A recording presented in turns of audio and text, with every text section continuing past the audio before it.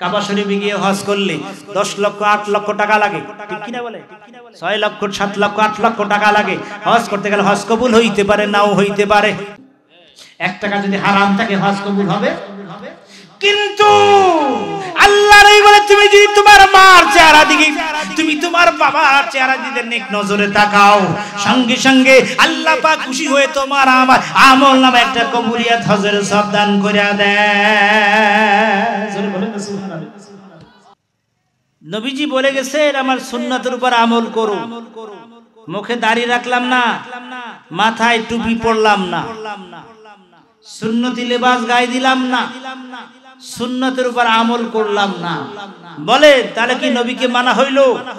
কথা বলেন না, মানা হইল? আল্লাহ তাআলা হুকুম করছেন 5 ওয়াক্ত নামাজ পড়ো, রমজান মাসে রোজা রাখো, ঘরের ভিতরে পর্দা করো, মা বাবার কথা মানো। 5 ওয়াক্ত নামাজ পড়লাম না, রমজান মাসে রোজা রাখলাম না, হজ করলাম না, যাকাত দিলাম না, পর্দা পুশিদায় মা বোনদেরকে রাখলাম না, বাবাকে মাকে বাবা মার খেদমত করলাম না, বলে তাহলে আল্লাহর হুকুম কি মানা হইল? কথা বলেন না, কেন হইল? তা আল্লাহর হুকুম নবীর তরিকা যদি না মানেন তাহলে জান্নাতে যাইতে পারবে? জোরে বলেন পারবে? তাহলে আল্লাহ এবং রাসূলের হুকুম আমরা মানতে চাই কি চাই না? জোরে বলেন চাই কি চাই না? আল্লাহ রাব্বুল আলামিন সূরা বনী ইসরাঈল 23 এবং 24 নম্বর আয়াতুল কারীমায় ঘোষণা করলেন, ওয়া ক্বাদা রাব্বুকা আল্লা তা'বুদু ইল্লা ইয়্যাহু ওয়া বিল ওয়ালিদাইনি ইহসানা। আল্লাহ পাকের পক্ষ থেকে চূড়ান্ত ফয়সালা হয়ে গেছে, আল্লাহ পাকের পক্ষ থেকে ঘোষণা হয়ে গেছে, আল্লাহর ইবাদতের পর, আল্লাহর হুকুমের পর ওয়া বিল ওয়ালিদাইনি ইহসানা, মা বাবার খেদমত করবে। কথা বলেন ঠিক কি না? ঘোষণা কার? আরো জোরে বলেন ঘোষণা কার? ইবাদত হবে কার? জোরে বলেন ইবাদত হবে কার? হুকুম চলবে কার? আইন চলবে কার? আল্লাহর পক্ষ থেকে চূড়ান্ত ফয়সালা হয়ে গেছে, চূড়ান্ত ঘোষণা হয়ে গেছে, আল্লাহর ইবাদত বন্দেগীর পরে মা বাবার খেদমত করবে, মা বাবার ইহসান করবে। ঘোষণা কার? কিন্তু আমরা মা বাবার খেদমত করি, মা বাবাকে ভালোবাসি, মা বাবাকে সম্মান করি, শ্রদ্ধা করি। গভীর মনোযোগ। হাদিস শরীফ আমার নবীজি ঘোষণা করলেন, রিদা রাব্বি ফি রিদা ওয়ালিদাইন, সাকাতা রাব্বি ফি সাকাতা ওয়ালিদাইন। আল্লাহ খুশি তো মা বাবা খুশি তো আল্লাহ খুশি। বলেন না সুবহানাল্লাহ।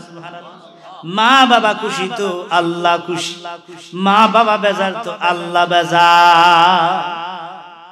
মা খুশি তো আল্লাহ খুশি, আপনার বাবা খুশি তো আল্লাহ খুশি, আপনার মা বেজার তো আল্লাহ বেজার, আপনার বাবা বেজার তো আল্লাহ বেজার।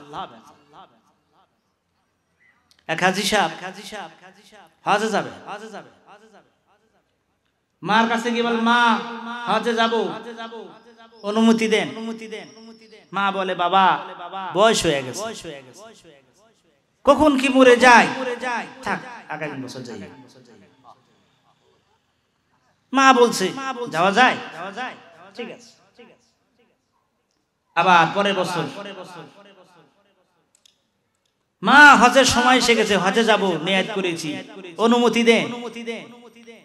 মা বললেন, বাবা আমার তো বয়স হয়ে গেছে, কখন কি মরে যায়, আগামী বছর যাই।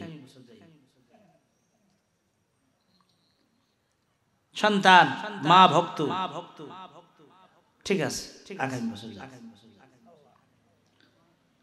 পরের বছর আবার হজের সময়, মা হজের সময় এসে গেছে, হজে যাব, অনুমতি দেন। মা বললেন, বাবা আমার বয়স হয়ে গেছে, কখন জানি মরে যায়, আগামী বছর যাই। মা তুমি তো খালি বলো বারবার আগামী বছর আগামী বছর, তুমি তো মরাও যাও না, আমি তো হজে যাবো তাও যাইতে পারি না, দৌড় তোমার কথাই শুনবো না, হজ যাবো না। হজ একটা ফরজ ইবাদত, ঠিক কিনা বলে? গুরুত্বপূর্ণ ইবাদত। হাজী সাহেব হজের রওনা করে যাচ্ছে। আগের যুগের কথা তো, রওনা দিয়ে চলছে তো এয়ারপোর্টে চলে গেছে। রাতে কোথায় থাকবে? হাজী সাহেব মানুষ মসজিদে গিয়া হাজী সাহেব রাত্রে বিশ্রাম, রাত্রে আরাম করতেছে। মা কাঁদতেছে দিকে, মার কথা না শুনে হাজী সাহেব হজে রওনা করে। দেখুন মার কথা না শুনে কি হয়, কত বিপদ, কত মুসিবত আমরা বুঝি না। হাজী সাহেব ঘুমিয়ে আছে, এলাকায় রাত্রে চোর আসছে। চোর আসে না, চোর আসে না, কিছু শেষরা চোর, মুরগি চোর, ছাগল চোর, গরু চোর, ফল ফকরা চুরি করে, ঘরের ভিতর সিং কেটে উঠে, বেড়া কেটে উঠে, জানলা গ্রিল কেটে উঠে, সোনা দায়না টাকা পয়সা সব নিয়ে যায়। আছে কি নাই? এলাকায় চোর আইছে, চোর চুরি করে মালামাল নিয়ে যখন পালিয়ে যাবে, এলাকার মানুষ টের পাইছে, সবাই ধাওয়া করছে, চোর চোর চোর, সবাই দৌড়াচ্ছে চোরের পিছে, ঠিক কিনা বলে? চোর দেখে এইবার আর উপায় নাই রে, কই যায়? চিন্তা করে সামনে মসজিদ সুন্দর, দৌড় দিয়ে চোর মসজিদে ঢুকছে। উপায়ন্ত না পাইয়া কি করবে? চোর তো মসজিদে ঢুকছে, লোকজন তো মসজিদের গেটের কাছাকাছি এসে গেছে। এখন সোরা চিন্তা করে খাইছে, ধরা তো পড়ছে। দেখে সামনে হাজী সাহেব তাহাজ্জুদ পড়তেছে, তসবিহ টেপতেছে। হাজী সাহেবের পাশে চোরাই মালামাল রাইখা চোর দেয়াল টপকে পলাই গেছে। আল্লাহু আকবার বলে, চোর তো বাইচে গেছে, ঠিক কি না?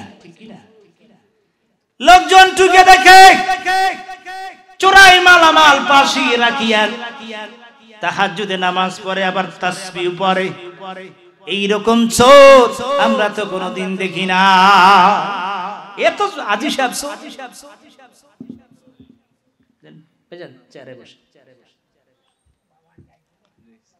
সবাই আশ্চর্য, এইরকম চোর।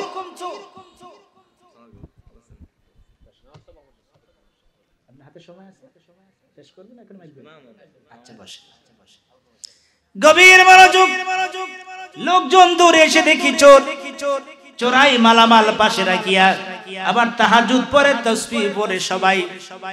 এবার চতুর্দিক থেকে ঘেরাও দিয়ে এবার হাজী সাহেবকে ধরছে, সবাই হাত পা বাঁধছে, ধরে মাতবারের কাছে নিয়ে গেছে। গণ্যমান্য ব্যক্তিবর্গ সবাই এলাকার সর্দারের কাছে নিয়ে বলতে, এইরকম চোর জীবনও দেখি, এখন তো চুরি করছে, চোরাই থেকে বাঁচার জন্য মালামাল পাশে রেখে নামাজও। এবার এলাকার সর্দার বলতেছে, এরকম চোরকে দৃষ্টান্তমূলক শাস্তি দিতে হবে, চুরি করে যেন আবার হুজুর লেবাস না ধরে। এর শাস্তি কি হবে? এলাকা সবাই সিদ্ধান্ত হলো শাস্তি হবে চোখ তুলে ফেলতে হবে, চোখ তুলে ফেলতে হবে। এরপর মাথা কামিয়ে সারা শহরে ঘুরাই দিতে হবে। চোরাই মালামাল পাশে রেখে যদি নামাজ পড়ে তার এই শাস্তি। সিদ্ধান্ত মোতাবেক এবার হাজী সাহেবের চোখ তোলা হলো, মাথা কামিয়ে সারা শহরে ঘুরায়া ঘুরায়া বলা হচ্ছে, চোরাই মালামাল পাশে রেখে যদি তাহাজ্জুদ নামাজ পড়ে এই শাস্তি হয়। এবার চোর কান্দার বলে, এলাকাবাসী ভাইয়েরা আমার, আপনারা এই কথা বলেন না, আসলে আপনাদের কথাটা মিথ্যা হয়ে যাচ্ছে। আসলে কথা সত্যটা হলেই মার কথা না শুনে যদি কেউ হজে রওনা দেয়, মার কথা বাবার কথা শুনিয়া যদি না শুনিয়া যদি অমান্য করিয়া হজে রওনা দেয়, তার এই শাস্তি হয়। আল্লাহু আকবার বলে এই ঘোষণা দিয়া দাও। সবাই আশ্চর্য, ব্যাপারটা কি হয়েছে এবার বলেন তো দেখি। দুই একজন ভদ্র মানুষ জিজ্ঞেস, আসলে ব্যাপার ভাইজান, আমি আসলে চোর না, ছোট্ট দেয়াল টপকাইয়া ওয়াল টপকাই মসজিদ থেকে বের হয়ে গেছে, আপনারা তো দেখেন নাই। আর মালামাল তো আমার কাছে রেখে গেছে। মূলত এই শাস্তি যে আমি চোখ তুলে হলো মাথা কামাইয়া সারা শহরে ঘুরানো হচ্ছে, এই শাস্তি এটা না। শাস্তি হলো কেউ যদি মার কাছে, আমি মাকে কান্দায়া আমি হজরানা করছি, মা কাঁদতেছিল আর বলতেছিল বাবা এই বছর তুমি হজে যাইও না, আমি কখন কি মরে যাই, এরপরে বছর যাই। মার কথা না শুনলে এই শাস্তি হয়, এইটা ঘোষণা না। মা বাবা কি জিনিস আমরা বুঝি না। মা বাবার দোয়া কবুল হয় কি হয় না? হাদিসের ভিতরে এসেছে তিন শ্রেণীর মানুষের দোয়া আল্লাহ পাকের দরবারে কবুল হয়ে যায়। এক নাম্বার হলো মাজলুমের দোয়া। এক নাম্বার কি?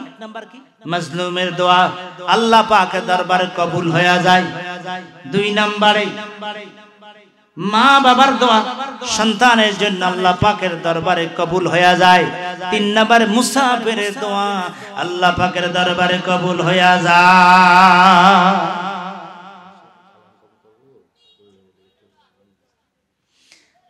গভীর মনোযোগ। তাহলে কয় শ্রেণীর মানুষের দোয়া কবুল হয়? একটা হলো মাজলুমের দোয়া, দুই নম্বরে মুসাফিরের দোয়া, তিন নম্বরে মা বাবার দোয়া। তাহলে মা বাবার দোয়া দরকার আছে কি নাই? আছে কি নাই? আশেপাশে যারা আসেন আসুন, সবাই আমরা একসাথে দোয়া করবো ইনশাআল্লাহ। তাই দূরে ঘোরাফেরা না করে আমরা প্যান্ডেলের ভিতরে চলে আসি। সাবেক মেয়র ছিলেন না বর্তমান? সাবেক মেয়র জনাব মঞ্জুর হোসেন পাটারি সাহেব এসছে, একটু মাইক দিয়ে দেই। মুরব্বী মানুষ কোথায় কি যান, তাদের তো ব্যস্ততার অভাব নাই। হ্যাঁ, আপনাদের কষ্ট হবে না তো?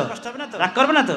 2-1 মিনিট ভাইজান, আপনি 2-1 মিনিট কথা বলে বলেন। নারে তাকবীর, নারে তাকবীর, নারে সাহেবের আগমন, নারে সাহেবের আগমন। এবং আমাদের সামনে একটু সালাম বিনিময় করবেন আমাদের প্রজ্ঞদের সুপরিচিত জনগণ হিতাকাঙ্ক্ষী জনদরদি জনাব সাবেক মেয়র মঞ্জুর হোসেন মঞ্জুর সাহেব। আমি ওনাকে সালাম কালাম করার জন্য সবিনয় অনুরোধ করছি। বিসমিল্লাহির রহমানির রহিম। বাটিয়াপুর শেখ বাড়ির কর্তৃক আয়োজিত আজকের এই মাহফিলের সম্মানিত সভাপতি, মঞ্চবিষ্ট আছেন বিশিষ্ট ওলামায়ে কেরাম, উপস্থিত আছেন আমাদের সহযোদ্ধা বন্ধু কিবরিয়া শেখ, উপস্থিত আছেন সম্মানিত মুসলিম কেরাম ও আশেপাশে যে সমস্ত মাহমুদেরা ওয়া শুনতেছেন, আপনার সবাইকে জানাচ্ছি সালাম, আসসালামু আলাইকুম। আসলে যেহেতু আগে মাঝখান দিয়ে আসলে নেওয়াটা ঠিক হয়নি, আমার আসলে একটু জরুরি কাজ আছে একটু। আমি আসলে একটা প্রোগ্রাম ছিল, ওই প্রোগ্রাম থেকে আসলে তাও কিবরি ভাই অনুরোধ করেছে যে আসার জন্য। তো যাক, আসলে আপনারা ওয়া শুনতে আসছেন, ওয়া শোনা বড় কথা না, আমল হচ্ছে সবচেয়ে বড় কথা।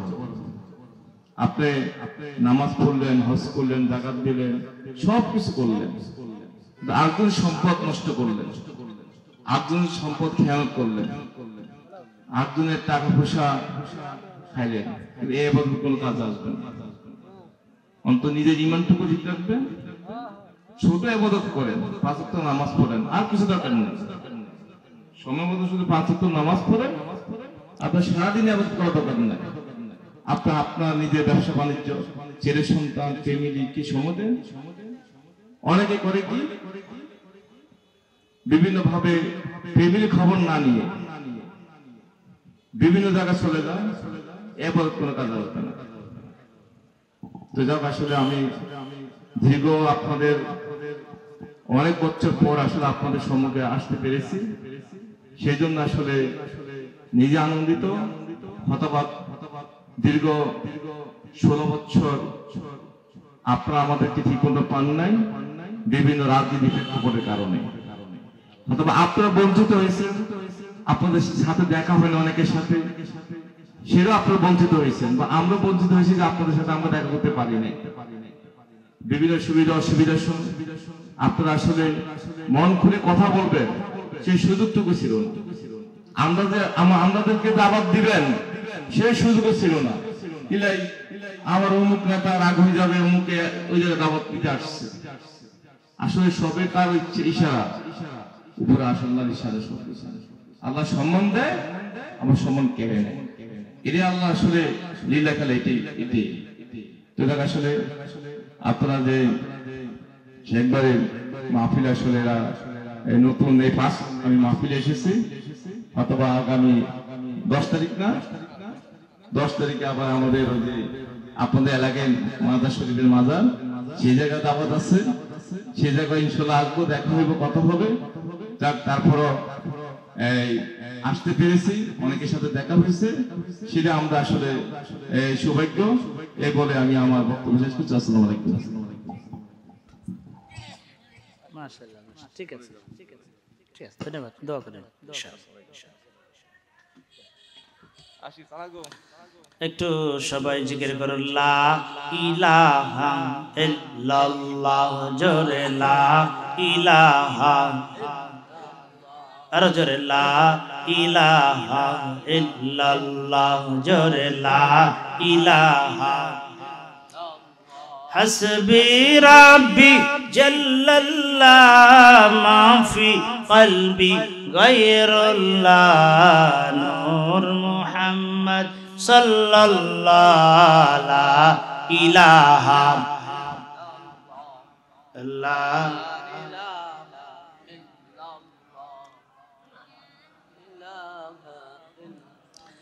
লা ইলাহা ইল্লাল্লাহ মুহাম্মাদুর রাসূলুল্লাহ, জোরে বলুন সাল্লাল্লাহু আলাইহি ওয়াসাল্লাম। তাহলে মা বাবার খেদমত আমরা চাই কি চাই না? কথা বলেন, চাই কি চাই না? মা বাবার হুকুম মানা দরকার আছে কি নাই? মা বাবাকে সম্মান করা, শ্রদ্ধা করা দরকার আছে কি নাই? আল্লাহ নবী ইরশাদ করেন, মাল্লাম ইয়ারহাম সাগীরানা ওয়া লাম ইয়াকির কাবীরানা ফালাইসা মিন্না। যে বড়দেরকে সম্মান করে না, ছোটদেরকে স্নেহ করে না, নবীজি বলে সে আমার না, সে আমার উম্মত না। ঠিক কিনা বলেন? আজকের বড়দেরকে আমরা সম্মান করি না, মুরব্বীদেরকে সম্মান করি না, ছোটদেরকে আমরা স্নেহ করি না। ঠিক কিনা বলে? বড়দেরকে সম্মান করতে হয়, মাকে সম্মান করতে হয়, বাবাকে সম্মান করতে হয়, চাচা খালু মামা মুরব্বীদেরকে সম্মান করতে হয়। ঠিক কিনা বলে? দেখুন আমার নবীজির দুধমাতা হালিমাতে সাদিয়া একদা মদিনা শরীফে তাশরীফ নিলেন। তখন আমার নবীজি নবী, সুবহানাল্লাহ বলেন, আমার নবী তখন নবী সাহাবায়ে কেরামদের নিয়ে কথাবার্তা বলতেছিলেন। এমন সময় হযরত হালিমাতে সাদিয়া নবীজির দরবার আসতেছে।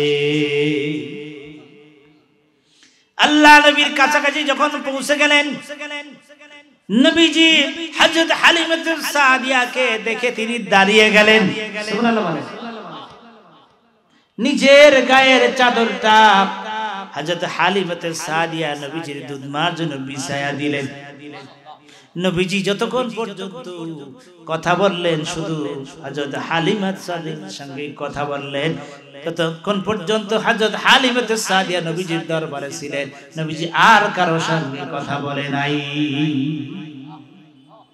আল্লাহ নবী হাদিয়া দিলেন, তোহফা দিলেন, হযরত হালিমাতে সাদিয়াকে বিদায় করে দিলেন।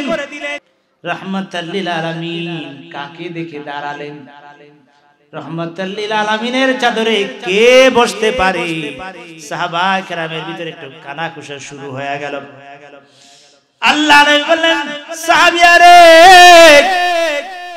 ও সাহাবীরা, জানো না এতক্ষণ পর্যন্ত আমার সামনে কে বসা ছিল? আমি আমার মাকে দেখে খেদমত করতে পারি নাই।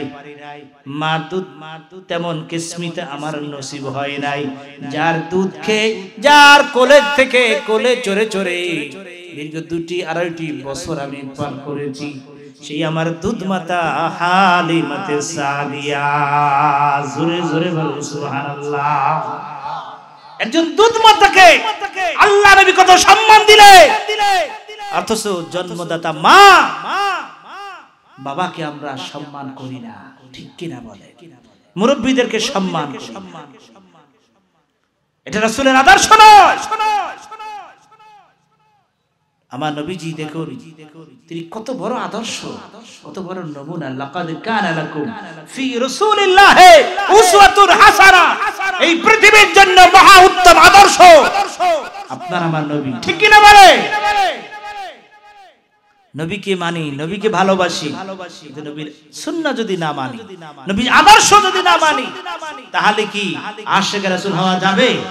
পরকালে নাজাত পাওয়া যাবে? বাবার আমার, ভাইয়ের আমার, মক্কা বিজয় হয়ে গেল। আল্লাহ নবী বিকাল বেলা ঘুরতেছেন, লক্ষ্য করলে এক বুড়ি বড় একটা গাঠুরি নিয়ে জানি কোথায় যায়। আমার নবীজি বুড়িমার কাছে গেলেন, ও বুড়িমা, এত বড় গাঠুরি নিয়ে আপনি কোথায় যান? সুবহানাল্লাহ বলেন। বুড়ি বলতেছে, আপনি কি এই দেশের মানুষ না? আপনি কি শুনেন নাই যে আব্দুল্লাহর ছেলে মুহাম্মদ 10,000 সৈন্য নিয়ে মক্কার ঘরে হামলা চালাইছে, আমরা তার ভয়তে পালাই যাইতেছি। বলতেছে কার কাছে? আমার নবীর কাছে। বলতেছে কার কাছে? যার ভয়তে পালিয়ে যাইতেছে। যেখানে বাঘের ভয় সেখানে রাত হয়, রাত হয়, রাত বলতে বিপদ গেলই।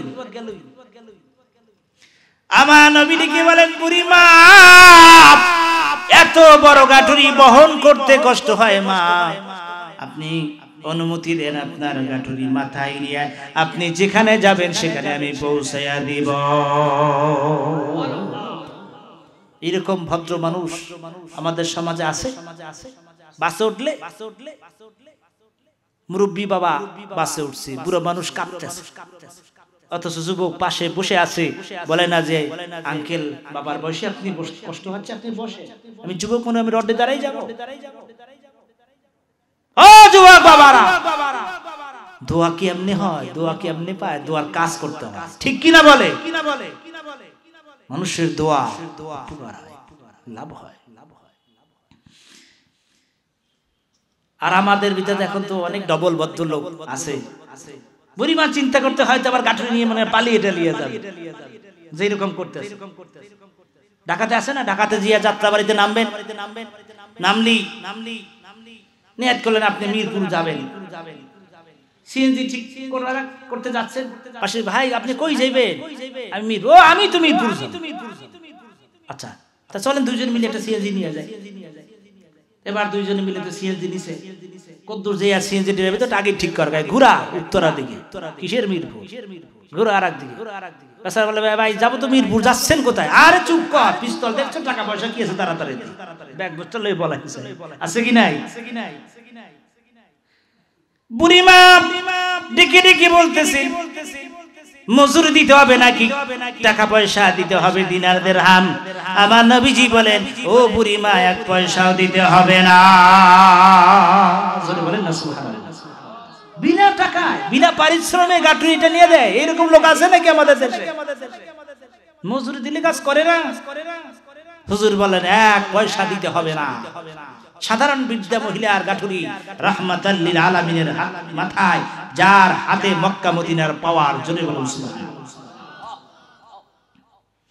এবার আমার নবী সামনে সামনে যায়, বুড়িমা পিছনে পিছনে যান, যেখানে যাবেন সেখানে পৌঁছে গেলেন। পাহাড়ের গুহার মুখে দাঁড়ায়া বুড়িমা ডাক দিয়েছে, আমার ছেলেরা, আমার ভাইরা, আমার বাবারা, কে কে এই গুহার ভিতর আছে? বের হয়ে আয়, বের হয়ে আয়। আমি এসে গেছি তোদের মা। ছেলেপান গুহার ভিতর থেকে বের হইয়া দেখি যে মুহাম্মদ সাল্লাল্লাহু আলাইহি সাল্লামের ভয়তে পাহাড়ে গুহায় পলাইতে আসছে, মুহাম্মদ সাল্লাল্লাহু আলাইহি সাল্লামের মাথায় গাঁঠুরি, গুহার সামনে দাঁড়ায় আছে।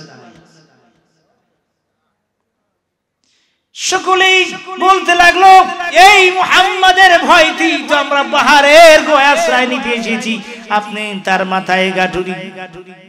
বুড়ি মারছে, তাই নাকি? এর ভয়তে পলাইতে আসি? এত সুন্দর ব্যবহার, এত সুন্দর আচরণ। আল্লাহু আকবার বলে। বুড়ি মুগ্ধ হয়ে গেছে। সারা জীবন বর শুধু দোষ আর দোষ শুনলাম। যত দোষ ইমাম সাহেবের দোষ, ঠিক কিনা বলেন? যত দোষ হুজুরের দোষ। ইমাম সাহেব নামাজে সূরা বড় বললো কেন, ছোট বললো কেন, বেকা হয়ে হাঁটলো কেন, সোজা হয়ে হাঁটলো কেন? ঠিক কিনা বলে? সারা জীবন এত দোষ শুনলাম, অথচ এই লোকটা এত সুন্দর ব্যবহার। আশ্চর্য গেল। বুড়ির বুঝ এসে গেছে, ডেকে ডেকে ডেকে বলে, পাহাড়ের গুহার ভিতরে কারারে, আয় আয় আয়, বের হয়ে আয়। এটাই সত্যিকার মুহাম্মদ সাল্লাল্লাহু আলাইহি সাল্লাম, এটাই সত্যিকার পয়গম্বর, এটাই সত্যিকার নবী, এতে আমার কোনো সন্দেহ না। আল্লাহু আকবার বলেন। বুড়িমা চোখের পানি ছেড়ে দিয়ে বলতেছে, আর দেরি নয়, আর দেরি নয়, এখনই কলেমা পড়াই দেন, আমি মুসলমান হয়ে যাব। লা ইলাহা ইল্লাল্লাহু মুহাম্মাদুর রাসূলুল্লাহ, লা ইলাহা, আরো জোরে, লা ইলাহা, লা ইলাহা ইল্লাল্লাহু মুহাম্মাদুর রাসূলুল্লাহ সাল্লাল্লাহু। দেখলেন মুরব্বিদেরকে কিভাবে নবীজি সম্মান দেখাইলেন? রাহমাতুল লিল আলামিন, যার হাতে মক্কা মদিনার পাওয়া, সে সাধারণ মানুষের গাটুই টাইনা বাসায় পৌঁছে যায়। আর আমরা কি করি? গভীর মনোযোগ। এই জন্য মুরব্বিদেরকে সম্মান করা, মা বাবাকে সম্মান করা, মা বাবাকে ভালোবাসা, মা বাবার খেদমত করা। খেদমতে মা দর পে দর কুন ইখতিয়ার, খেদমতে মা দর পে দর কুন ইখতিয়ার, তাশুবিয়াত মালে দৌলত বখতিয়ার। মাল চাও, সম্পদ চাও, মার খেদমত করো, বাবার খেদমত। দোয়া চাও, কপাল খুলতে চাও, মার খেদমত করো, বাবার খেদমত করো। ঠিক কিনা জোরে? এক সাহাবী প্রশ্ন করলেন, মান আসনু সাহাবাতি ইয়া রাসূলুল্লাহ, হুজুর গো, আমাদের পরিবার পরিজনের ভিতরে যারা থাকে, এদের ভিতরে খেদমত করব কার? হুজুর বললেন, কালা উম্মুকা, তোমার মা। ওই সাহাবী আবার প্রশ্ন করলেন, সুম্মা মান কালা, এরপর হুজুর কার? হুজুর বলেন, কালা উম্মুকা, তোমার মার। আবার সাহাবী প্রশ্ন করলেন, এরপর কার? হুজুর বললেন, তোমার মার। সাহাবী আবার প্রশ্ন করলেন, হুজুর এরপর কার? হুজুর বললেন, কালা আবুকা, এরপর তোমার বাবা। তিনবার মার কথা বললেন, চতুর্থবার বাবার কথা। মার খেদমত করো, মার খেদমত করো, মার খেদমত করো, বাবার খেদমত করো, বাবার খেদমত। মা বাবার সঙ্গে ভালো ব্যবহার করো। এই জন্য আল্লাহ পাক কোরআনুল কারীমে জানাই দিলেন, ইম্মা ইয়াবলুগান্না ইনদাকাল কিবারা আহাদুহুমা আও কিলাহুমা ফালা তাকুল লাহুমা উফফিন ওয়ালা তানহারহুমা وقل لهما قولا كريما। আল্লাহু আকবার বলে। মা বাবা যদি একজন অথবা উভয় বার্ধক্য হয়ে যায়, তাদের সামনে গিয়ে উফ শব্দটি বলো না। আল্লাহ বলছে উফে উফ বলো না, এমন কোন আচরণ করো না যাতে করে তোমার মা এই আচরণের কারণে উফ শব্দটি বলে। তোমার মা যদি তোমার জন্য বদদোয়া করে, কপাল পুরো যায়। ঠিক কিনা বলে? মা বাবা বদদোয়া করলে কবুল হয় কি হয় না? রাসূল পাক সাল্লাল্লাহু আলাইহি ওয়াসাল্লাম রমজান মাসে খুতবা দেওয়ার জন্য মিম্বারে উঠতেছিলেন। মসজিদের মিম্বারে তাক কয়টা? জোরে বলেন কয়টা? তিনটা। মসজিদে তাক কয়টা আপনাদের মসজিদে? তিনটা। এক জায়গায় ইমাম সাহেব পা রাখে, একটা বসে বিছানার একটা। ঠিক কিনা বলে?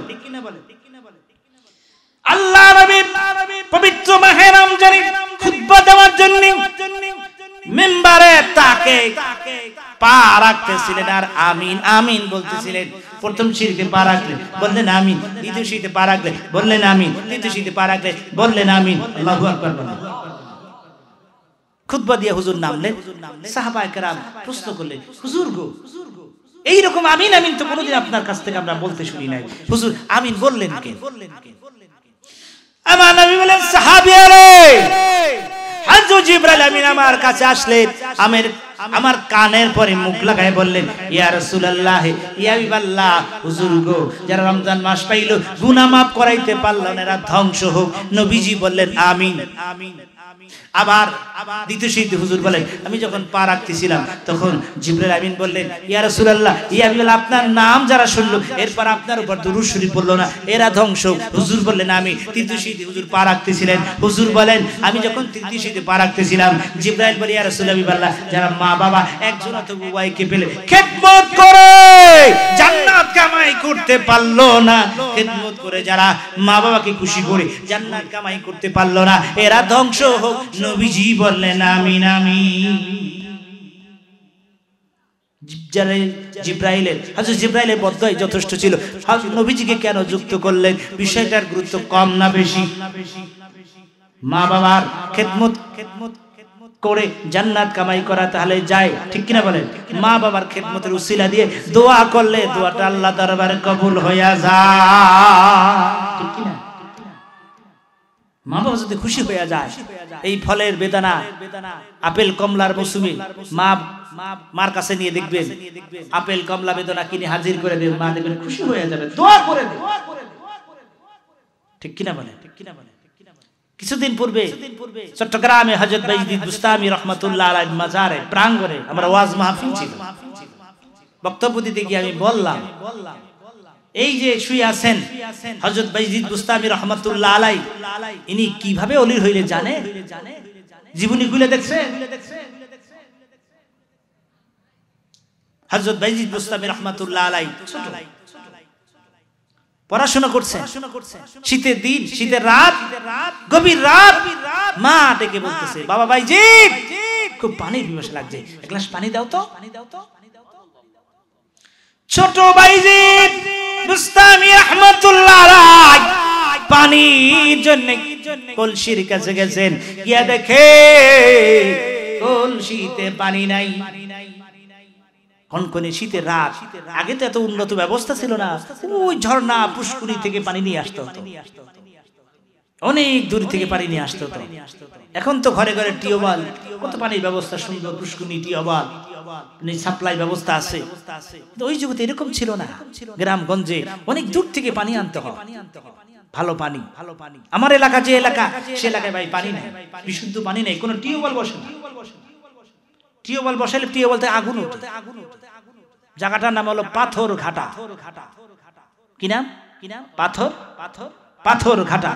হযরত শাহজালাল আমিন রাহমাতুল্লাহ আলাইহি তার ভাগনা পাথর নিয়ে যাচ্ছিলেন হযরত খানজালি আলী রাহমাতুল্লাহ আলাইহি, নেওয়ার সময় ওখানে পাথর ঘাট, ওখানে একটু বিশ্রাম নিয়েছিলেন হযরত খানজালি রাহমাতুল্লাহ আলাইহি। পাথর, ওখানে কিছু পাথর রয়ে গেছে, এই জন্য পুরো থানাটায় কোনো জায়গায় টিউবওয়েল বসে, টিউবওয়েল বসানো যায় না, ডিপ টিউবওয়েল, যার কারণে বিশুদ্ধ পানির অভাব, দূর থেকে পানি আনতে হয়। ছোটবেলাতে আমরা দূর থেকে পানি নিয়ে আসতাম, বড় বড় পুষ্কুনি আছে, সরকারি পুষ্কুনি, ওখানে বিশুদ্ধ পানি পাওয়া যায়। এখন আজও এই উন্নত যুগে সেই এলাকায় টিউবওয়েল বসে না, আর কারণ বিশুদ্ধ পানি পাওয়া যায়। গভীর মনোযোগ। হযরত বাইজিদ বুস্তামি রাহমাতুল্লাহ আলাইহি কলসি হাতে নিলেন, পানির জন্য তিনি বেরিয়ে পড়লেন। বহু দূর ঝর্ণা থেকে পানি নিয়ে আসলেন, এসে দেখেন মা হযরত বাইজিদ বুস্তামি রাহমাতুল্লাহ আলাইহির মা ঘুমিয়ে গেছে। চিন্তা করলেন মাকে যদি ডাক দেই, মা বলে কষ্ট পাবে না, ঘুম ভেঙে যাবে, বিরক্ত হবে। আবার চিন্তা করলেন যে পানি গ্লাস রেখে যদি আমি ঘুমাই তাহলে মা যদি ডাকে। হযরত বাইজিদ বুস্তামি রাহমাতুল্লাহ আলাইহি মার মাথার কাছে পানির গ্লাস নিয়ে তিনি দাঁড়িয়ে থাকলেন। রাত 12টা, 1টা, 2টা, 3টা, ফজর হয়ে গেছে। পানির গ্লাস নিয়ে ছোট্ট বাইজিদ দাঁড়িয়ে আছেন, ফজর আজান হয়ে গেছে, মুয়াজ্জিন আজান দিতেছেন, আসসালাতু খায়রুম মিনান নাওম।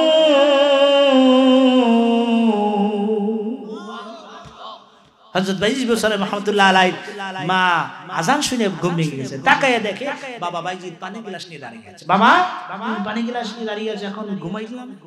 মাগো অনেক দুধে পানি আনছি, কষ্ট হয়েছে, অনেক দুধে পানি আনছি, আনতে দেরি হয়ে গেছে, তুমি ঘুমাই গেছো, ডাক দিলে তোমার কষ্ট হবে, আবার যদি পানি যদি চাও এই জন্য তোমার মাথার কাছে আমি সেই থেকে পানি দিয়ে দাঁড়িয়ে আছি। সুবহানাল্লাহ বলে। দেখলে কত আদব, কত শ্রদ্ধা, মায়ের প্রতি কত ভালোবাসা।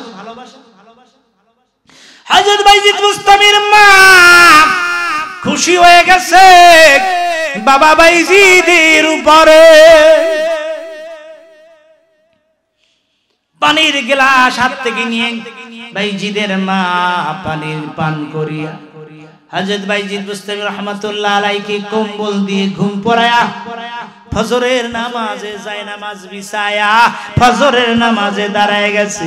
নামাজ শেষে চোখের পানি ফেলে কান্দে বলে মালিক আল্লাহ, আল্লাহু আকবার বলে, মালিক আল্লাহ, আমি আমার কলিজার টুকরা সন্তান বাইজিদের উপরে খুশি হয়ে গেছি। আল্লাহ তুমি আমার সন্তান বাইজিদের উপরে খুশি হয়ে যাও। আল্লাহ তুমি আমার সন্তানকে সুলতানুল আরবি, তোমার খাস বান্দা, বিশেষ বান্দাদের নামের খাতিরে আমার কলিজার টুকরা সন্তানের বাইজিদের নামটা তুমি লেখা দাও। দোয়া মঞ্জুর হয়ে গেছে। আল্লাহ পাক মায়ের দোয়ার কারণে হযরত বাইজিদ বুস্তামি রহমাতুল্লাহ আলাইহিকে সুলতানুল আরবি, জগৎ বিখ্যাত আল্লাহর ওলি বানালেন। আরো জোরে বলেন, আরো জোরে বলে। দোয়াগির আপনার ঘরে, দোয়াগির আপনার আমার ঘরে আমরা চিনলাম না, ঠিক কিনা বলে? মা দোয়া করলে দোয়া কবুল হয় কি হয় না? বাবা দোয়া করলে দোয়া কবুল হয় কি হয় না? আমরা বুঝি না। মা বাবার খেদমতের উসিলা দিয়ে দোয়া করলে দোয়াটা কবুল হয়ে যায়।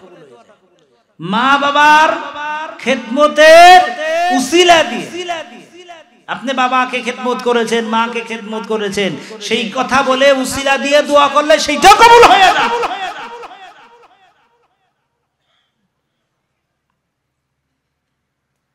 বনি ইসরাইলের তিন বন্ধু, তিন দোস্ত রওনা দিয়েছে পাহাড়ি এলাকা, তো এক এলাকা থেকে আর এক এলাকা যাচ্ছে, পাহাড়ি এলাকা। হঠাৎ করে ঝড় শুরু হয়ে গেছে, তুফান, বাতাস, বালু ঝড়। আরবের মরুভূমিতে বালু ঝড় হয়, বালু উড়াই নিয়ে যায়, প্রচন্ড গরম থাকে। তখন উটগুলো নাক বালির ভিতরে দিয়ে চুপ করে থাকে সপ্তাহ পর সপ্তাহ। বালির ঝড়, তিন বন্ধু দেখলো বালু ঝড় শুরু হয়ে গেছে, কই যাই? হাদিসের কথা। তিন বন্ধু গিয়ে পাহাড়ের গুহায় গিয়ে আশ্রয় নিয়েছে। পাহাড়ের ভিতরে বড় বড় গুহা আছে, যার ভিতরে দাঁড়ানো যায়, বসা যায়। জাবালে নূর, জাবালে সুর, কোরআন নাজিলের পাহাড়, বিশাল পাহাড়, ভিতরে 4-5 জন বসা যায়, দাঁড়ানো যায়, নামাজ পড়া যায়।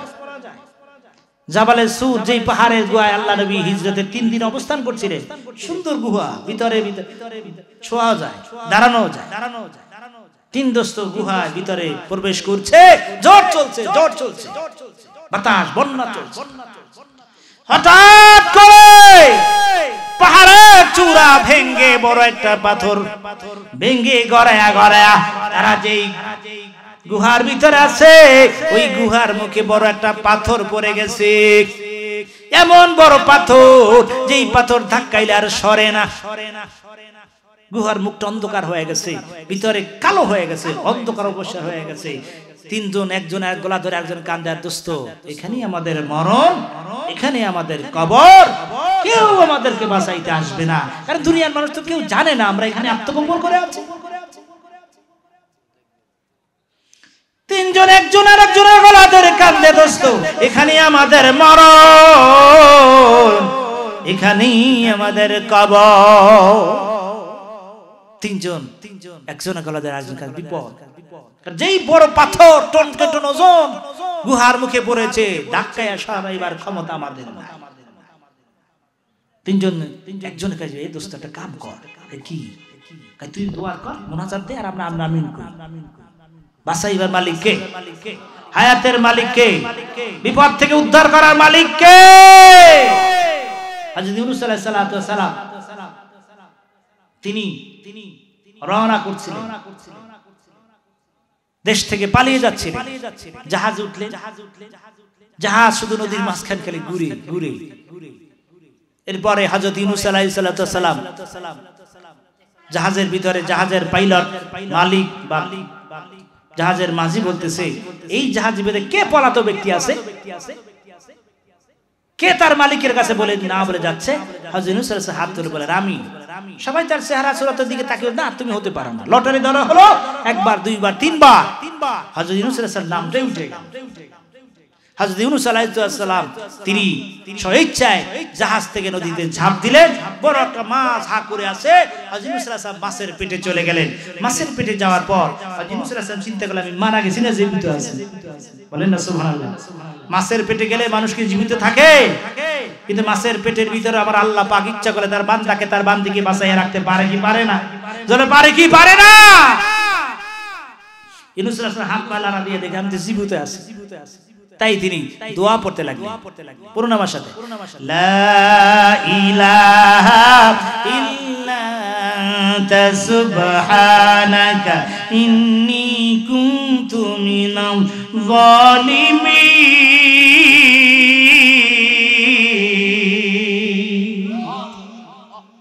হযরত ইউনূস আলাইহিস সালাম এই দোয়াটা পড়লেন, দোয়া ইউনূস। কি নাম? যখন পড়া শুরু করলেন আল্লাহ খুশি হয়ে গেছে। দোয়া করলে কি আল্লাহ খুশি হয়। وَإِذَا سَأَلَكَ عِبَادِي عَنِّي فَإِنِّي قَرِيبٌ أُجِيبُ دَعْوَةَ الدَّاعِ إِذَا دَعَانِ। আল্লাহু আকবার। আল্লাহ বলে, বান্দা আমি ডাকো তুমি। আল্লাহ কি দূরে না কাছে? আল্লাহকে ডাকলে আল্লাহ সাড়া দেয় কি দেয় না? ইউনূস আলাইহিস সালাম মাছের পেটে থাকা অবস্থায় দোয়া ইউনূস পড়া শুরু করলেন। আল্লাহ পাক খুশি হয়ে গেলেন। আল্লাহ পাক সঙ্গে সঙ্গে মাছের পেটে বেদনা শুরু করে দিলেন। মাছ অস্থির হয়ে গেল, পাগল পারা হয়ে গেল। ইউনূস আলাইহিস সালাম যত বেশি দোয়া পড়ে আল্লাহ পাক তত বেশি মাছের পেটে বেদনা শুরু করে দেন। মাছ পাগল পারা হয়ে গেল। 40 দিন পর মাছ নদীর কিনারায় গিয়ে হযরত ইউনূস আলাইহিস সালামকে বমি করে ফেলে দিলেন। ইউনূস আলাইহিস সালাম বেঁচে গেলেন। আওয়াজ দিয়ে বলেন, বাঁচাইয়া দিল কে? জোরে বলেন কে? আল্লাহ আল্লাহ আল্লাহ, আল্লাহু আকবার বলে। তাহলে বিপদে পড়লে, মুসিবতে পড়লে কি করতে হয়? দোয়া করতে হয়। খতমে ইউনূস, খতমে খাজাকা দোয়া করলে আল্লাহ বাঁচাই দিতে পারে। তিন বন্ধু চিন্তা করলো কি করা যায়। তাহলে একজনে হাত তোলে আর আমরা বাকি দুইজন কি করি? আমিন আমিন কই। দেখুন এই যে দোয়া মুনাজাত নিয়ে ধাক্কাধাক্কি আছে কি নাই? ঈসা আলাইহিস সালাম নিয়ে ধাক্কাধাক্কি আছে কি নাই? শবে বরাত, শবে কদর নিয়ে ধাক্কাধাক্কি আমাদের সমাজে আছে কি নাই? মিলাদ, কিয়াম, মিসালে সব নিয়ে, পীর মুরিদি নিয়ে আমাদের সমাজে ধাক্কাধাক্কি আছে কি নাই? অথচ নবীজি আসার আগের কথা শোনাচ্ছে। তিন বন্ধু মিললো। এবার একজনকে বল, তুমি হাত তুল, তুমি জীবনে যে ভালো কাজ করছো সেটা মনে করে আল্লাহর কাছে হাত দাও, মোনাজাত দাও। আর আমরা দুজন আমিন আমিন কইতে দিই। সিদ্ধান্ত লাগে একজন হাত তুলছে। জীবনে তো কোনোদিন ভালো কাজ করে মনে পড়ে না। মোনাজাতে কি কইব, কি মোনাজাত দিব, আল্লাহর কাছে কি বলবো? হঠাৎ করে মনে পড়ে গেছে, মালিক আল্লাহ, জীবনভর অন্যায় করেছি, অপরাধ করেছি, এই জমিনের উপরে আমার মতো গুনাহগার পাপী আর কেউ নাই।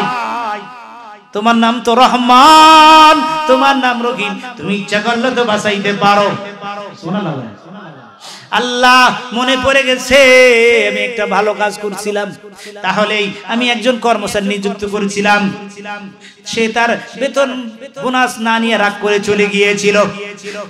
আল্লাহ এইটাকে আমি ব্যবসায় খাটায় অনেক টাকা বানাইছি।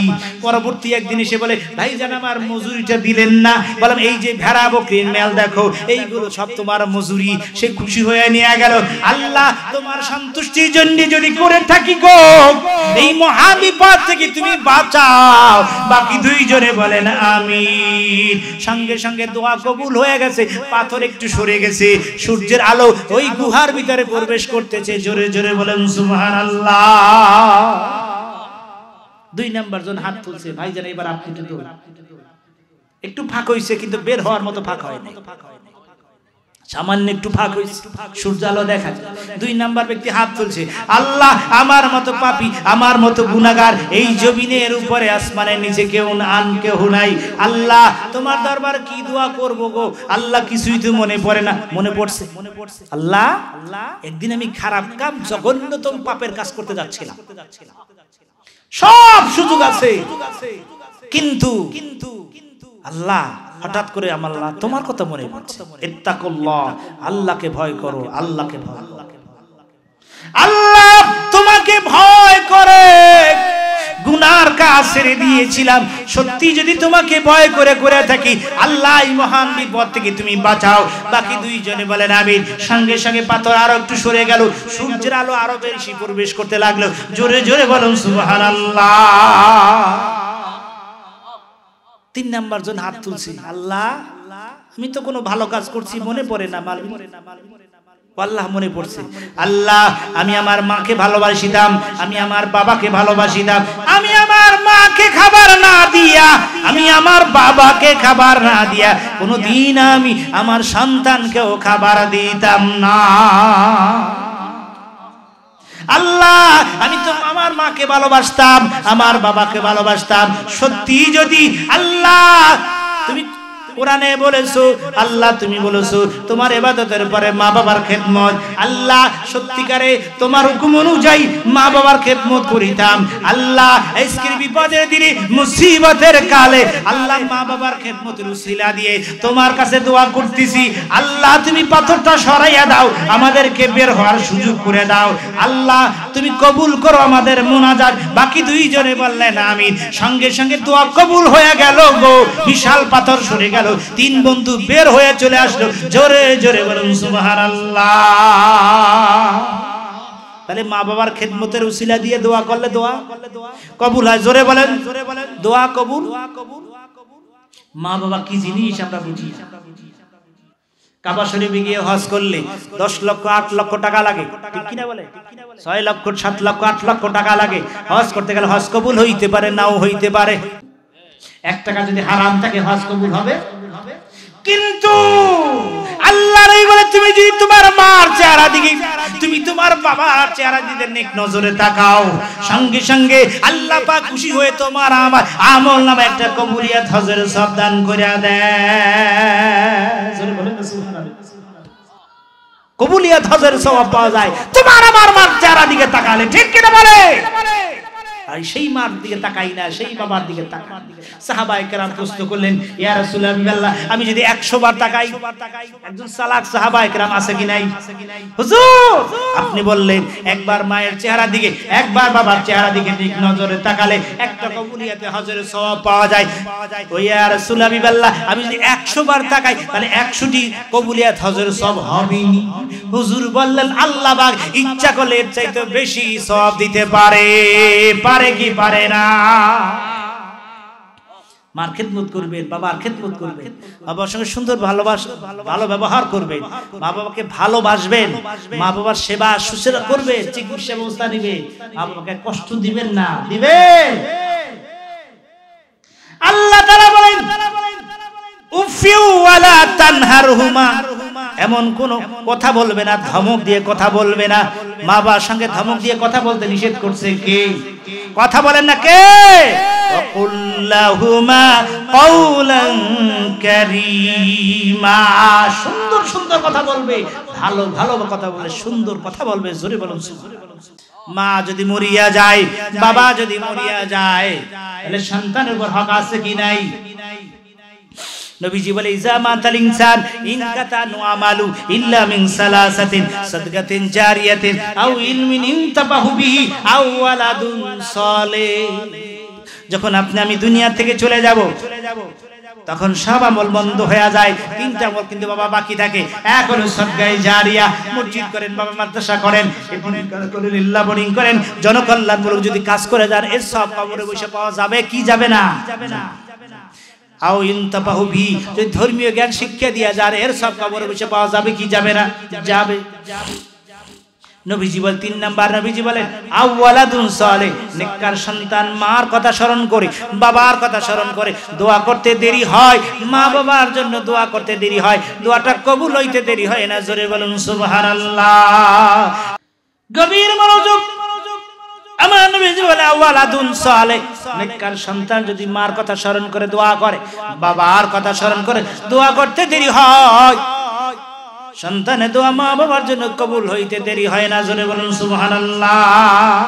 এই মাহফিল আসার সময় কত মূর্তিকার ডেকে ডেকে বসছে, আমার আওলাদেরা, আমার সন্তানেরা, আমার পীর ভাই, আমার জাকির ভাই, আমার বন্ধু, আমার বান্ধব, ওই মাহফিলে যাও, আমাদের জন্য দোয়া না করে বাড়ি ফিরিও না। কথা বলেন ঠিক কি? হাদিস শরীফে এসেছে আমার নবীজি ইরশাদ করে আল মাইয়িতু ফিল কবরি কাল গাদি গেলে মুতাকাওয়াসি ইনতাজুর দাওয়াতান আও আবিন আও আখিন আও সাদিকিন। কবরবাসী এত বিপদে থাকে, সমুদ্রের ভিতরে সাগরের ভিতরে যদি কেউ পড়ে যায়, যত বিপদে এর চাইতে 1000 কোটি গুণ বিপদে তোমার মা তোমার বাবা। আওয়াজ দিয়া বলেন কথা ঠিক কিনা? আজকে যদি বাবা জেলখানা থাকতো তাহলে কি করতাম? চেয়ারম্যানের কাছে যাইতাম, উকিলের কাছে যাইতাম, কিভাবে বাবাকে জেলখানা দিয়ে মুক্তি দেওয়া যায়। ঠিক কিনা বলে? ওই কবরের জেলখানায় তোমার বাবা কান্দে, আমার বাবা কান্দে, আর বলে তু তয়ঙ্গার গশতাই আজমালে মা, তু তয়ঙ্গার গশতাই আজমালে মা, এই জামানা গাফিল সুদি আজহালে মা। গোরস্থানের মাটি নিচে বাবা দিলি রে কবর, গোরস্থানের মাটি নিচে বাবা দিলি রে কবর, কত বছর চলে গেল নিলি না খবর। বাঁশবাগানের মাটি নিচে বাবা দিলি রে কবর, কত বছর চলে গেল নিলি না খবর। ওই বাঁশবাগানে ওই গোরস্থানে তোমার বাবা, আমার বাবা কান্দার বলে বাবা ওই মা ফিরে গেছো, আমাদের জন্য দোয়া না করে বাড়ি ফিরিও না। বাবারে জুবারে পানিতে কবর তলিয়ে যায়, বৃষ্টির পানিতে বাবা কবর ভিজে যায়, জাহান্নামের আগুন নেবে না, নেবে না। নবীজি বলেন সন্তান যখন মার কথা স্মরণ করে বাবার কথা স্মরণ করে দোয়া করতে দেরি হয়, মা বাবার কবরগুলো জান্নাতের বাগান হইতে দেরি হয় না। আপনার আমার মা বাবার কবরগুলো জান্নাতের বাগান হোক, আমরা চাই কি চাই না? আরো জোরে বলেন চাই কি চাই না? এই যে নবীজি বলেছেন সব সময় মার জন্য দোয়া করবা, বাবার জন্য দোয়া করবা। আল্লাহ নিজে মা বাবার জন্য কোরআনুল কারীমে দোয়া শিখিয়ে দিয়েছে। ঠিক কিনা বলে? পড়ুন আমার সাথে, দোয়াটা জানেন তো সবাই? পড়ুন আমার সাথে, রাব্বির হামহুমা কামা রাব্বায়ানি সগীরা। বলুন আমার সাথে, রাব্বির রাব্বায়ানি সগীরা। দোয়াটা ভুলবেন না, কোরআনে আয়াত, প্রত্যেক নামাজের পরে মোনাজাতে এই দোয়াটা ভুলবেন না। মার কথা ভুলবেন না, বাবার কথা ভুলবেন না, দোয়া করবেন। আমরা রাজি আছি না নাই? গভীর মনোযোগ। বাবা বলে যাই, যদি সুযোগ পান, সময় পান, মার কবরের কাছে যাবেন, বাবার কবরের কাছে যাবেন।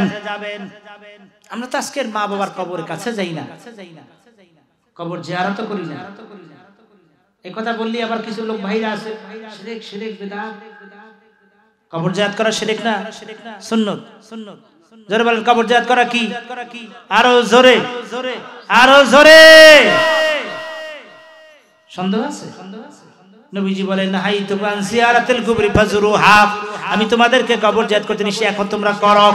আল্লাহ নবী নিজে আয়েশা সিদ্দিকা বলেন মাঝে মাঝে নবীজিকে আমি খুঁজে পাই না, তাকে দেখি আমার ওই যে জান্নাতুল বাকি গুরুস্থান, যেখানে 10,000 সাহাবায়ে কেরাম ঘুমিয়ে আছে, নবীজি জিয়ারত করতেছে। নবীজি যদি জিয়ারত করতে পারে জান্নাতুল বাকি, নবীজি যদি উহুদের গুরুস্থান জিয়ারত করতে পারে, তাহলে আপনার আমার মা, আপনার আমার বাবা, আপনার আমার পীর, আপনার আমার ওস্তাদ ওলি আল্লাহদের মাজার জিয়ারত করতে আমরা চাই কি চাই না? দুহাত তুলে বলেন চাই কি চাই না? দরকার আছে কি নাই?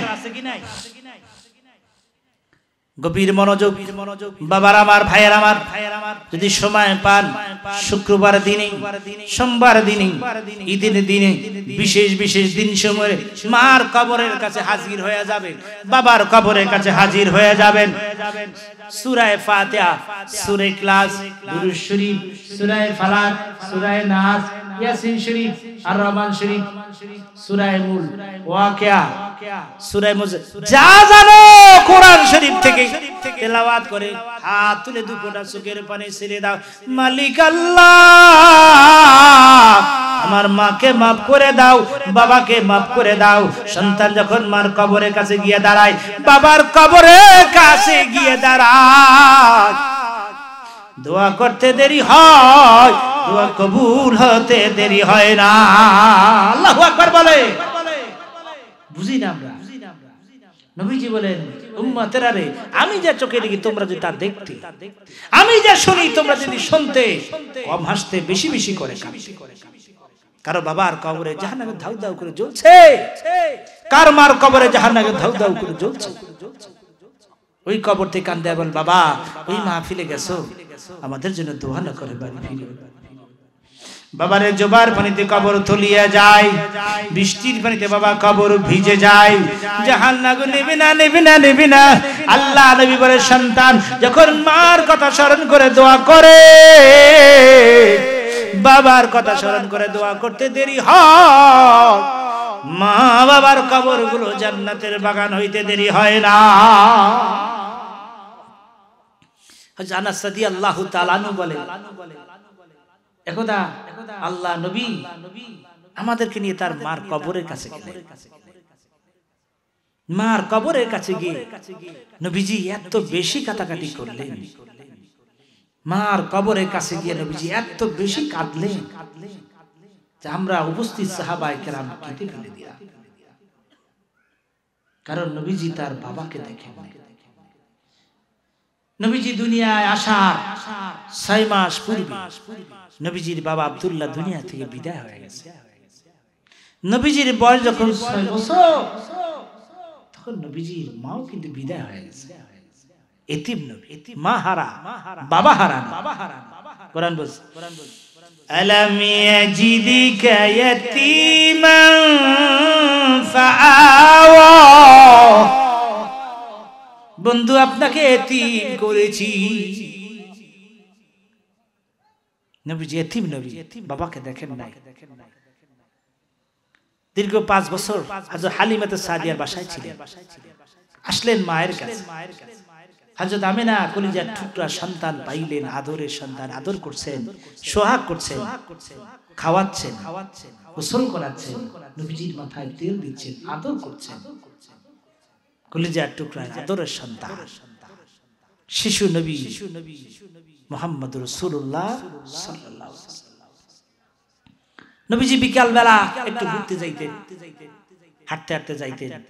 6 বছর একটু বড় হয়েছে, ঘুরতে ঘুরতে যায় দেখতেন বিকাল বেলা খেলাধুলা করছে সবাই, উপভোগ করতেন। সন্ধ্যা যখন হয়ে যেত,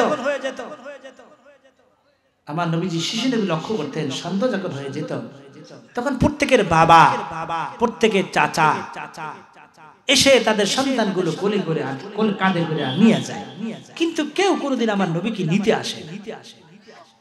এই জন্য নবীজি তার বাবার কথা মনে করছে, আহারে আমার বাবা থাকলে তো, আমার বাবা তো আসতো, আমার বাবা কি দুনিয়ায় নাই? তাহলে বাবার কথা চিন্তা করে নবীজি তার পিতার কথা চিন্তা করে মরু ময়দানে একা একা বসে বসে বাবা বাবা বলে কাঁদতেছে।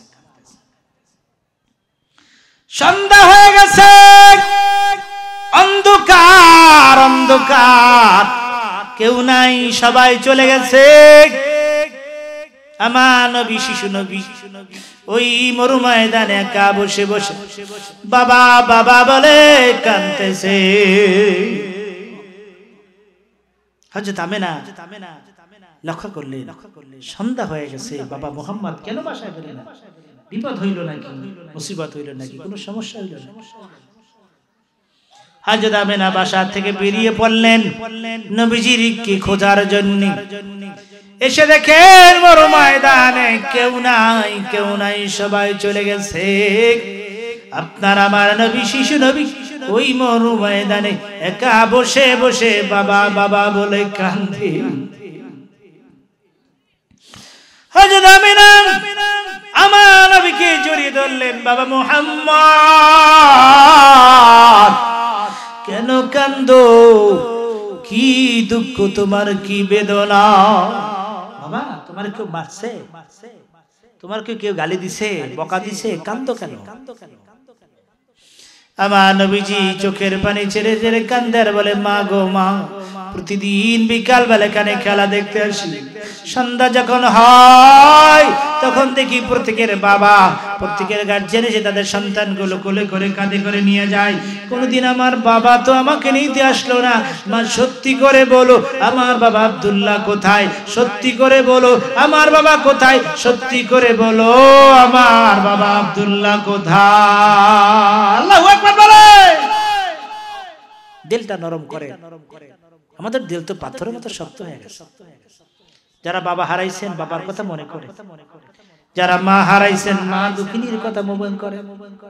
আহারে, যেই মা 10 মাস 10 দিন গর্ভে ধারণ করলো গো, যেই বাবা মাথার ঘাম পায়ে ফেলে তোমাকে আমাকে মানুষ করলো গো, সেই মাকে গোসল করায়া সাদা কাপড় পরাইয়া নিজ হাতে অন্ধকার কবর দেশে রেখে দিলাম। ঠিক কিনা জোরে বলে?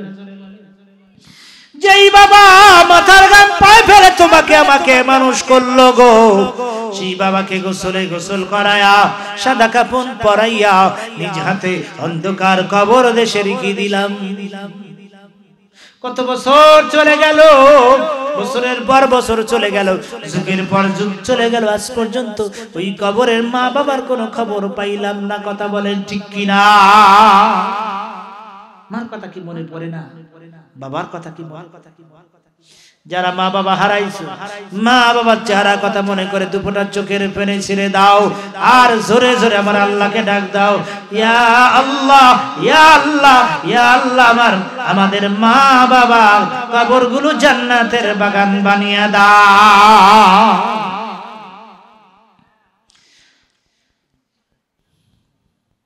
হযরত আমিনা কি বলে, বাবা মুহাম্মদ চলো চলো বাসায় চলো, তোমার দাদার কাছে তোমাকে নিয়ে যাই। আমার নবীকে শিশু নবীকে তার দাদা খাজা আব্দুল মুত্তালিবের কাছে নিয়ে গেছে। হযরত আমিনা গিয়ে বলে, শ্বশুর আব্বা এটা আপনার নাতি, মা আপনার নাতি, বাবা বাবা বলে কান্দে, আপনি একটু বুঝাইয়া দেন, আপনি একটু আদর করে দেন। খাজা আব্দুল মুত্তালিব চোখের পানি ছেড়ে দিয়ে বলে, পুত্রবধূ আমিনা রে, তুমি মা হইয়া বুঝাইতে পারো না, তুমি মা হইয়া সান্ত্বনা দিতে পারো না গো, আমি দাদা হইয়া কেমনে বুঝাই? যাও যাও, অনুমতি দিলাম, ওর বাবার কবরটা জিয়ারত করাই নিয়ে আসো, ওর বাবার কবরটা একটু দেখাইয়া নিয়ে আসো। জোরে জোরে বলুন সুবহানাল্লাহ। শিশু নবী, আমার নবী, আপনার নবী শিশু নবী তার মাকে নিয়ে, হযরতে আমিনাকে নিয়ে, দাসী মেহমানকে নিয়ে রওনা করে দিলেন ওই ইয়াসরিবে, যেখানে আমার নবীর বাবার অনেক দূর, মক্কা থেকে 540 কিলোমিটার, অনেক দূর আমার নবীজির বাবার। এবার রওনা দিয়া দিলেন। চলছে চলছে চলছে চলতে দীর্ঘ পথ অতিক্রম করার পরে আমার নবীজির বাবার কবরের কাছে পৌঁছে গেলে আমার নবী ডেকে ডেকে বলেন, মা গো মা, এটা কার কবর মা? হযরত আমিনা ডেকে বলে, বাবা মুহাম্মদ, বাবা দেখতে চেয়েছো, তোমার বাবা এই কবরে ঘুমিয়েছে। আমি জীবনভর স্বামী স্বামী বলে ডেকেছি, কোনদিন তোর বাবা সাড়া দেয় নাই গো। তুই ডাক দে, দেখবো তোর বাবা কেমনে কি করে ওই কবরে ঘুমিয়ে থাকে। শিশু নবী, আপনার আমার নবী বাবার কবর দেখিয়া উটের পিঠ থেকে কাঁদিতে কাঁদিতে বাবার কবরের উপরে পড়ে গেলেন। ডেকে ডেকে বলেন, বাবা উঠো গো, উঠো গো, উঠো। আল্লাহু আকবার বলে, বাবা উঠো, আমাকে কোলে নাও, আদর করো। কত মানুষ বাবা বাবা বলে ডাকে, কোনদিন আমি বাবা বলে ডাকতে পারলাম না। কত মানুষ বাবার কোলে উঠে, কোনদিন আমি বাবার কোলে উঠতে পারলাম না। আমার নবী বাবার কবরি কইরা আর কান্দে। আমার নবীর কান্দা দেখা লোকজন জমা হয়ে গেছে। কে কান্দিয়েছে বে, কে কান্দিয়েছে বে, কে গো কান্দে। আমার নবী বাবার কবরি কইরা আর কান্দে। লোকজন জমা হয়ে গেছে। বাবা কি নাম তোমার? এটা কার কবর? আমার নাম হচ্ছে মোহাম্মদ। এটা আমার বাবা আব্দুল্লাহর কবর। ইয়াসরিবের ইহুদিরা আমার নবীজি দুশমন, কিন্তু নবীজির কান্দা দেখে তাদের মায়া লেগে গেছে, দয়া লেগে গেছে। ডেকে ডেকে বলে, আমিনা রে, এই ইয়াসরিবের ইহুদিরা তোমার সন্তানের দুশমন, যদি চিনতে পারে, বুঝতে পারে, ক্ষতি করবে। বেশি সময় থাকা দরকার নাই, এখান থেকে চলে যান, তাড়াতাড়ি করে পথ ধরে দেন মক্কা। নবীজি তার বাবার কবর জিয়ারত করে মক্কা দিয়ে পথ ধরে দিলেন। হযরত আমিনা দাসী মেহমানকার সঙ্গে করে চলছেন মক্কা এবং ইয়াসরিবের মাঝামাঝি একটা শহর আছে, যেই শহরটার নাম হলো আবওয়া। ওই শহরে পৌঁছে গেলেন। এরপরে আবওয়া নামের স্থানে পৌঁছে গেলেন। দাসীকে ডেকে বললেন, দাসী মেহমানদের তাবু গাড়ো। তাবু গাড়লেন। দাসীকে ডেকে বললেন, দাসী মেহমান আমার কপালে পানি দাও। নবীজির কম্মার কপালে পানি দেওয়া হচ্ছে। ওই কপালে পানি থেকে আর কলিজা ঠান্ডা হয়। সন্তানের ক্রন্দন দেখিয়া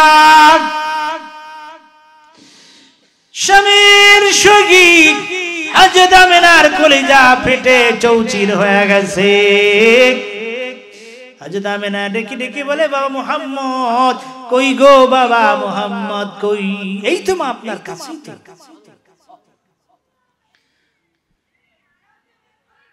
মা গো মা, এই তো তোমার কাছে গো।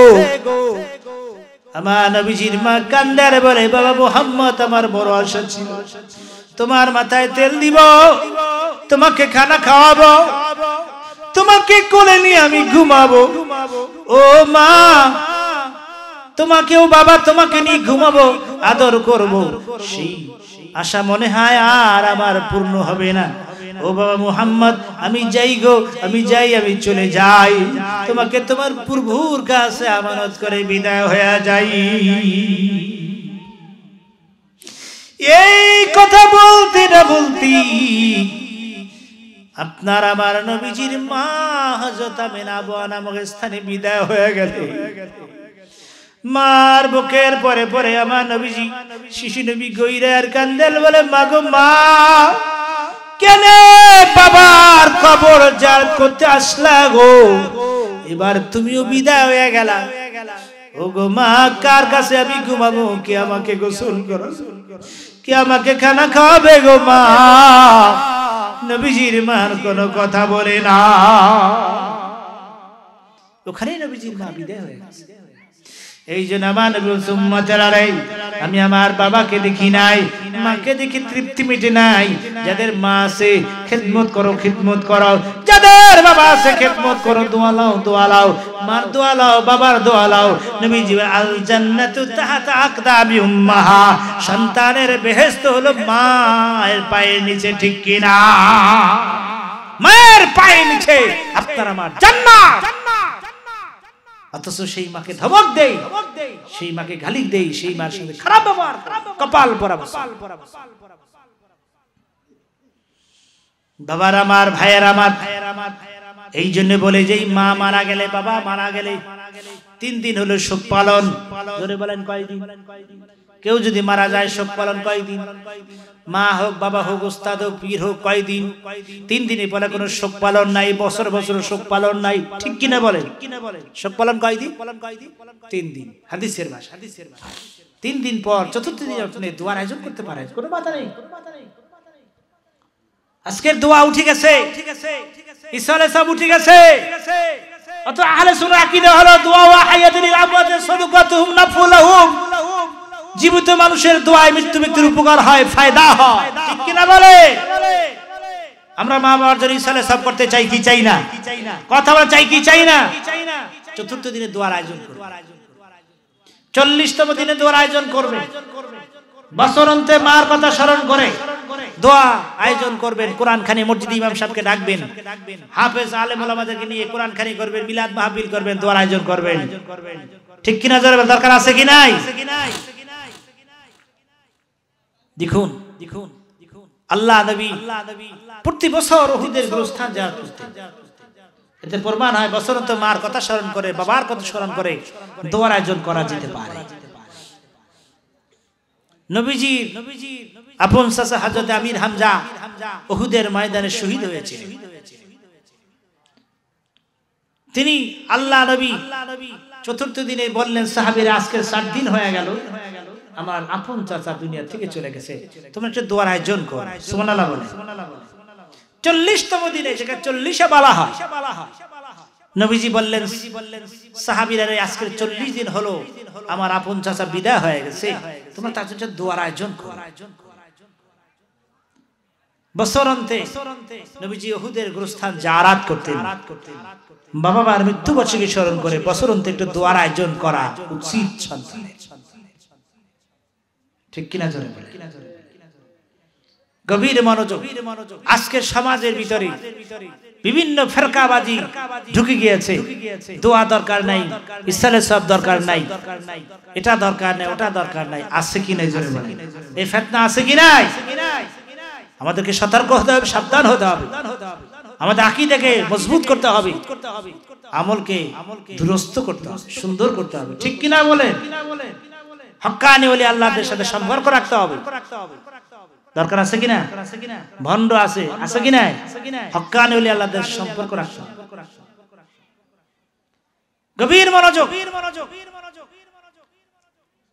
মা বাবার খেদমত করবেন, দোয়া নেবেন, মা বাবার সঙ্গে নাফরমানি করবেন না, মুরব্বীদের সাথে ভালো ব্যবহার করবেন, ভাই বোনের সাথে সম্পর্ক রাখবেন। আজকের ভাই ভাই সম্পর্ক নাই, ঠিক কিনা বলে? ভাই বোনের ভিতরে সম্পর্ক নেই, পাড়া প্রতিবেশীদের সম্পর্ক রাখবেন, সুন্দর ব্যবহার করবেন, সবার সাথে ভালো কথা বলবেন। ওয়াবুদুল্লাহ ওয়ালা তুশরিকু বিহি শাইআন বিল ওয়ালিদাইনি ইহসানা ওয়া বিযিল কুরবা ওয়াল ইয়াতামা ওয়াল মাসাকিন ওয়া কুলু লিন-নাসি হুসনা। আল্লাহকে মানুষের ভালো ব্যবহার করো, সুন্দর সুন্দর কথা বলো। এমন জীবন তুমি করিবে গঠন, এমন জীবন তুমি করিবে গঠন, মরিলে হাসিবে তুমি কাঁদিবে বাবা, ঠিক কিনা বলে? এমন জীবন তুমি করিবে গঠন, মরিলে হাসিবে তুমি কাঁদিবে বাবা। সবাই তো আল্লাহ, লোকটা ভালো ছিল, লোকটা ভালো ছিল, ঠিক কিনা বলে? এরকম গঠন করার দরকার আছে কি নাই? সবার সাথে ভালো ব্যবহার করো, মিলেমিশে থাকো, দ্বন্দ্ব ফালাফালি হিংসা হাসাদ দূর করে দিই। আজকের আমরা হিংসা হাসাদ দলাদলি মত পার্থক্য এই আমাদের শেষ করে, বিশেষ করে আলেম ওলামাদের মত পার্থক্য শেষ নাই। হুজুরদের ভিতর কত দল, ঠিক কিনা বলে? সবাই বলে আমারটাই ঠিক, আমারটাই কাটটা ঠিক, আল্লাহই ভালো জানে। ফেরকাবাজি ভুলে যান। দেশের পরিস্থিতি ভালো না, দেশের পরিস্থিতি ভালো না। পার্শ্ববর্তী ভারত আমাদের উপরে খেপে গেছে, ঠিক কিনা বলে? পার্শ্ববর্তী দেশ আমাদের উপর খেপে গেছে। এখন আমাদের ঐক্য হওয়ার সময় আসছে। যে যেই দল করেন না কেন সেটা আপনার ব্যাপার, কিন্তু সবাই মিলেমিশে সবাই ঐক্যবদ্ধ হয়ে থাকা দরকার আছে কিনা?